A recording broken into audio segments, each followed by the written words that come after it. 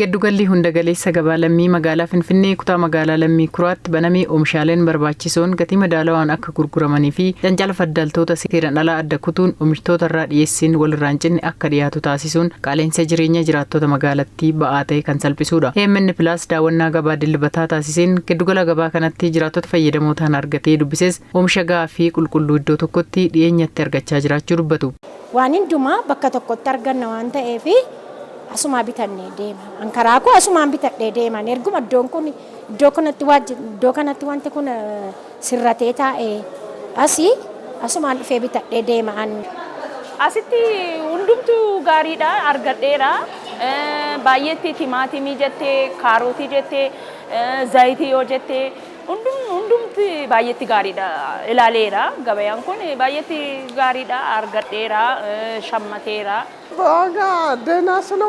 Gatiidhaanis baay'ee gaariidha. Waa hunda argatta. Oomishaalee hunda bakka tokkotti bitanna waan ta'eef asuma dhufna. Gara biraatti gatiinis ni dabala. Meeshaa tokko bittee tokko immoo iddoo biraa barbaachuu deemta. Erga giddugalli kun banamee guyyaa boqonnaa keenyaa as dhufnee asuma fayyadamna. Dhugaa dubbachuuf waan hojjetamaa jiru yoo ilaalte haaluma salphaa ta'een jireenya nuu salphisaa jira. Kanaan dura oomisha keenya yeroo irratti gatii gadi aanaan gurgurachaa fi yoo nama nurraa bitu dhabne yerumatti badaa turuu kan dubbatan oomishtoonni giddugala gabaa lammiitti oomishaalee garaagaraa kallattiin yeroo irraa dhiyeessan mootummaan iddoo hojii mijataa uumee jiraattotas oomishtootas fayyadamoo taasiseera jedhan.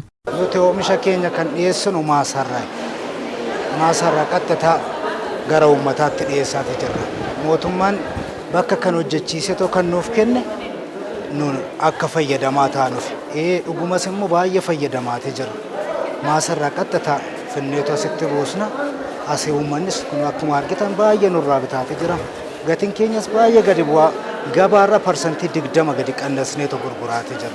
Kana dura maasarratti faddaalli nu gidduu galee takka fe'amee takka maasarratti hafe baay'ee rakkachaatee ture. Amma garuu maasadhuma keenyarraa finnee uummata faana wal geenyetu gabaa faana gabaarratti seeran dhiyeessaati jira. Hojii gaariirra jirra. Duratti baay'ee oomisha keenya garatti gurguruu dhabnee kaanan nurratti badu jira. Amma wanti nurratti badu hin jiru. Baay'ee hojjechaa jirra. Akkuma beekamu calqabarraa kaasee gabaan dabalaa dhufee jira. Maasii keenyarraa waan finnuuf wantoota maasii keenya irratti oomishan gabaarratti dhiyeeffachuudhaaf waan jennuuf kun gara tokkoon fayyadamaadha.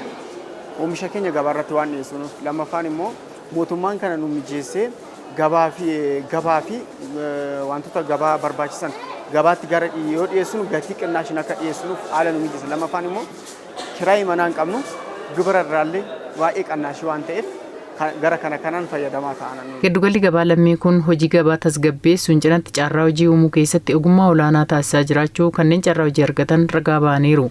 Daldaltoota jalatti qaxarameen hojjedha. Dursa hojii carraa hojii qabuun ture. Mana barnootaatti kanan baradhu. Kanaafillee carraa hojii naa uumeetanii isaan jalaa hojjechaa jira jechuudha. Fakkeenyaaf wantoota garaagaraa na barbaachisanii ittiin guuttadhee mana barnootaa koo uffatas ta'ee wantoota garaagaraa ittiin bitadhee barnoota kootti deebi'uufidha jechuudha. Manni kun banamuunsaa namoota baay'eef carraa hojii uumee jira. Gaabaan biyyaa dhufee isa gaafadhu kootu na bira hojjedhu naan jedhee sabaan hojjechaa barumsallee barachaan ture namni barsiisuu dhabee barumsa adda kutee kaza ammoo sabaan hojjechaa hojii kootis mana kiraatis nan qaba waan ta'eef na deeggaraa ta'u na gargaara sabaan hojjechaa jira kabbadee afaan.